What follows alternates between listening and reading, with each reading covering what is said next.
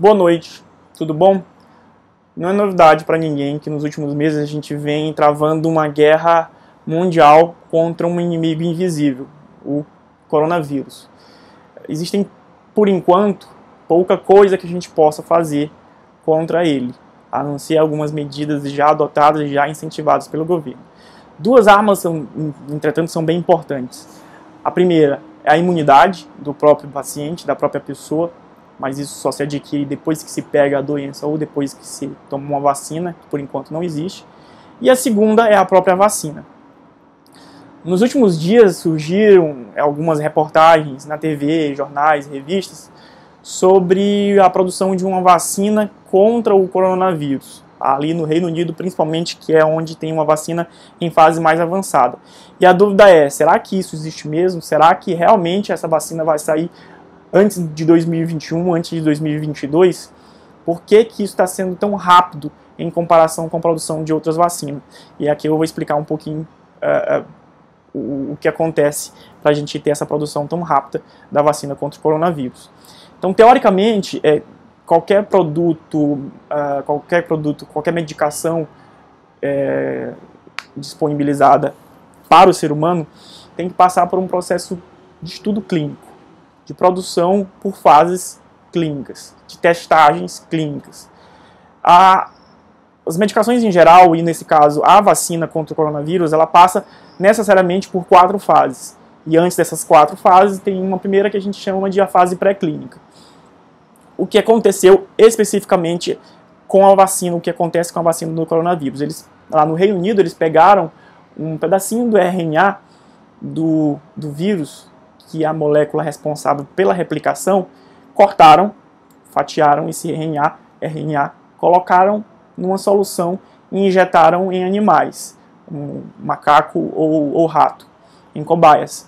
Essa fase é a fase pré-clínica. E a intenção dessa fase, inicialmente, é ver se aqueles animais que foram testados inicialmente não vão morrer, né? Não faz sentido eu continuar com a pesquisa de uma medicação com a qual eu usei no animal e o animal acabou morrendo. Uma vez passado por essa fase, eu vou para a fase 1 do estudo clínico dessa medicação, dessa vacina. Na fase 1 eu vou testar pela primeira vez em humanos. Vou pegar um grupo pequeno de humanos, cerca de 100 pacientes, todos saudáveis, e eu vou ver se nesses pacientes, se essa vacina, nesses pacientes, vai funcionar. Se ela não vai fazer nada de ruim para aqueles pacientes que estão atualmente saudáveis. Não fez nada de mal, vou passar para a segunda fase clínica, que aí eu vou pegar um número maior de pessoas, e agora eu vou incluir tanto pessoas doentes, vou incluir tanto pessoas saudáveis quanto pessoas doentes, e aí vai até 300 pessoas, um número bem maior em comparação com a fase anterior. Nessa fase eu vou ver qual que é a dose que eu tenho que utilizar, como que eu tenho que utilizar, de quanto em quanto tempo que eu faço essa medicação. E se essa medicação é efetiva, porque no caso eu tenho um paciente já doente ali naquele grupo e eu vou ver se aqueles pacientes doentes tiveram alguma resposta de melhora da doença depois de ter feito aquela medicação, depois de ter feito aquela vacina para o coronavírus. Acontecendo isso e terminando essa fase, a gente tem uma terceira etapa, que aí pode pegar até 10 mil pessoas para serem testadas, voluntárias, pessoas doentes e pessoas saudáveis, e aí eu vou ver efeito colateral que apareceram nessas pessoas, vou ver a relação que essas pessoas tiveram com as medicações que atualmente elas já tomavam, e é nessa fase que eu já posso dizer se a medicação está pronta para ser comercializada. Ela pode ganhar um número de registro, já pode, dependendo da liberação do órgão regulamentador, já pode ir para as farmácias e ser comercializada. Mas não acaba aí.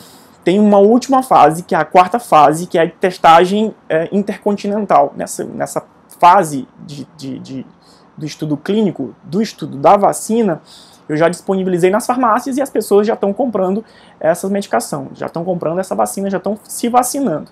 E aí eu vou ter um número gigantesco de pessoas para serem testadas, não agora dentro de um laboratório, mas agora no mundo. Então agora eu vou encontrar efeitos colaterais que anteriormente eu não consegui encontrar por conta do número restrito de pessoas. Então, dito isso, como que se explica que em menos de um ano de descoberta desse senhorzinho aqui, desse vírus, já exista uma vacina disponível para imunização em massa? Teoricamente, o protocolo de segurança de vacinas exige que antes da liberação haja inoculação em um grande número de indivíduos durante um período extenso, no mínimo um ano. O que acontece é que já se definiu que se a vacina provar que não tem grandes efeitos colaterais na população do grupo de risco, portanto a população dessa fase 2 aqui, ela pula a fase 3, a fase de testagem em massa, e já passa diretamente para a fase 4, que é a fase de comercialização. Portanto, aquela necessidade protocolar de um ano, no mínimo, de testagem já deixa de ser exigida e se ganha aí pelo menos 6 meses nesse processo. Além disso, outro ponto importante é que, em razão da urgência incomum e inédita dessa pandemia, a testagem em animais, ou seja, a fase pré-clínica dos estudos, vem sendo abandonado. Então, no final de tudo, a gente vai ter um estudo clínico de 3 fases, bem mais rápido do que o que a gente está acostumado a ver. E é isso, vamos esperar.